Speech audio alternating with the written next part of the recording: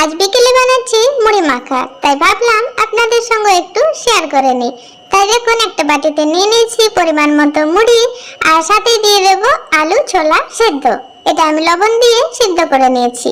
সাথে দিয়ে দিলাম গাজর কুচি, টমেটো কুচি, পেঁয়াজ কুচি আর লঙ্কা কুচি। এখানে ঝালটা আপনারা আপনাদের পরিমাণ মতো দিয়ে দেবেন। দিয়ে দেব পরিমাণ মতো ভেজানো ছোলা, ঝুরি ভাজা, বাদাম ভাজা, আর সব থেকে শেষে দিয়ে দেব পরিমাণ মতো সরষের তেল, যেটা দিলে টেস্ট দারুণ হবে।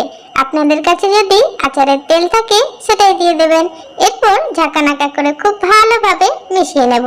আমার কাছে ধনেপাতা নেই, তাই আমি দিলাম না। আপনাদের কাছে থাকলে অবশ্যই দেবেন। দুধ বাবা, চামচ দিয়ে কি আর মুড়ি মাখা যায়? হাত দিয়ে মেখে নিই।